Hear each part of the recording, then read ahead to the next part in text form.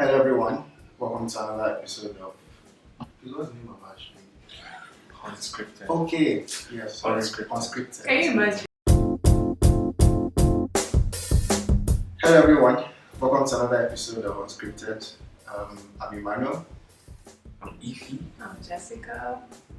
Sorry, I didn't forget my name. Alright, okay. So today we're going to be talking about are Christians outcasts? Basically just brainstorming on how people perceive Christians and all that. And I'll just reflect in, I don't know if you've seen the movie Independence Day or Green Lantern, all those other kind of movies where it seems as if the earth is about to be attacked by some aliens and there are people who are going to this? Why? Why?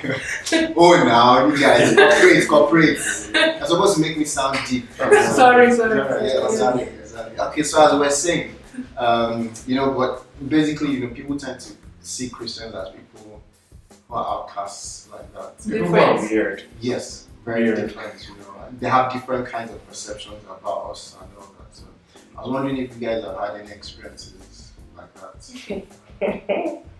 Well, just for the sake of protecting people's identities, I would say in the workplace sometimes, when you're not vocal, but just by the decisions you make, people tend to see you as sometimes maybe weird, and sometimes they don't say it. But when like for example, you come on Monday, how was your weekend? And then you go, oh, weekend was nice. I had church on Sunday. Maybe Saturday you had choir rehearsals. They're like, so you spent all your time in church. They don't understand you. So you're looked at as weird. Yeah. I get that. I same thing. Also work, maybe friends, back then school. People look at you like, why is she acting like that? Why is she also? Well, someone told me like, why is she always so real? So real. Are you real? Like in the sense of like she never lies. She can't even a white lie. She can't even at the work. Like someone told me. I remember I picked my colleague's phone and she was like, tell her I'm in a meeting. And obviously she was not in a meeting.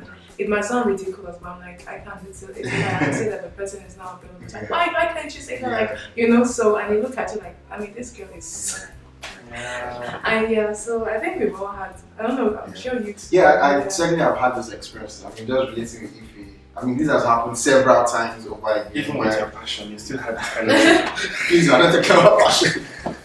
That was episode 1. Just in case. Go check out the other passion. You don't need to Passion. just start from episode 2. Okay. But just getting to work on Monday, same thing as how was the weekend. Week 1, same answer you give.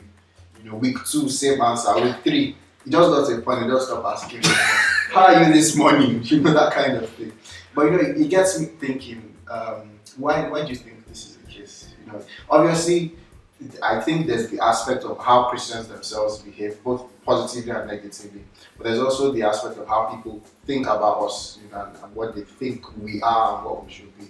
So I think both of them are connected because in some places, the way Christian behaves makes people want to know why they are like that. Exactly. And in some places, people they can't just stand Christians. There are some people that they will not employ a Christian just because of their past experience. I've heard of that. Wow. They won't employ a Christian because of their past experience. It's because sometimes you expect that Christians, if you're going to hand over your investment to them or something, they're going to be. But that tells you how sacred that word is when you identify with that. But at the end of the day, someone has had like a couple of experiences where Christians defrauded them.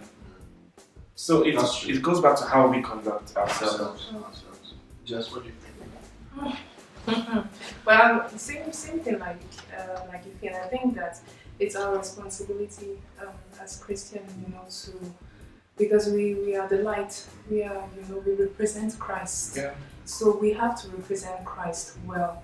That's our mission, So we have to be very careful. Even if someone sees us as being weird, it can go both ways. Yeah. It can be like weird, I want to know why. Yeah. Or it can be weird, I I don't want to know. to do And it's that. our responsibility to be the first one. Weird, I want to know why. Yeah. So as Christian, we have to, always, have that great heart, that love, so that we can get people, to know Christ, because that's our mission. I think for me, just something else that strikes me is how people tend to think of Christians as narrow-minded. And it obviously has both sides, like there's the weird of I want that's I want to know why, but there's also the many times it's the other case, where people are just strict in a box, they don't want to mix with people. Many people think that the fact that Christians means you are not friendly with people, you don't greet people. You always have to have this very spiritual, like Ify. That is. She come and see me in church or something. Alright guys, you're welcome back to Unscripted, and then we're talking about why Christians are perceived as outcasts.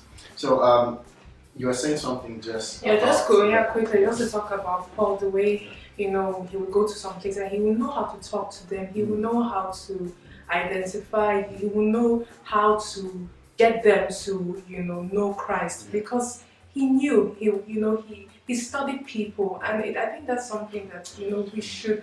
But somehow I'm not saying it's right or not right, but some people think that as Christian we should just stay within Christian, and that we should not mix that. How do we? I know, but if we mix, then we are in the dark side. But that's it depends on how you mix. Exactly, and that's all about balance. Yeah.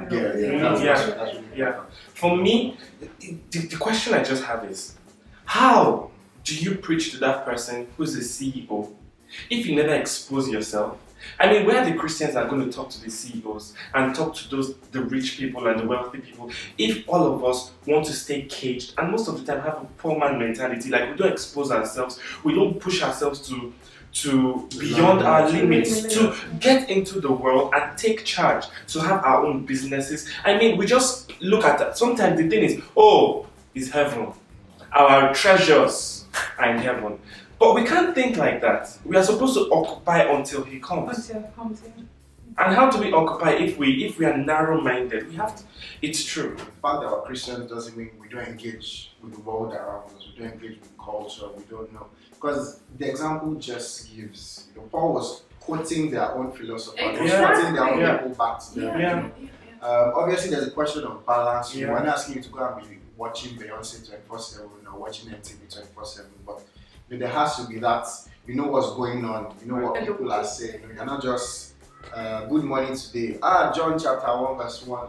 But you're actually meeting people on their own level. Great conversation. So that we can, as Christians, do what we are called to do. Impact. If you can't impact a life, what are you here for? You don't have to be selfish. We have God, and it's the greatest thing we have, and we need to share it. It's our mission. So we can't just stay there and say, I'm saved, and all I think about now is myself, my family will also go to heaven, and the rest. No, it doesn't work like that. What are you going to tell God? So obviously, if you are saved, someone was saved before you, and that's how he was able to maybe impact your mother, your father. That's how. So it's something that we have to continue. We cannot just stop there. It will be a sin. I still like that. And just by way of quick recap, I think like we said, there are two sides to it. The fact that we are going to be weird. People are going to see us as weird. People are going to see us as different. But that difference does not mean that we are not relating with people. We're not engaging with the world around us. And just reflecting on this, there's a part where Jesus was saying that you should be careful if all people speak well of you. And the Bible at the same time also tells us to love our people and that we know that also. Guys, thank you for tuning in today. We hope that you join us next time and that you'll be a good outcast, not a weird one. See you later. Don't be weird. Don't be an out. Please, please don't misrepresent Christ. God bless you. Thanks, man. Bye. Cheers. Bye.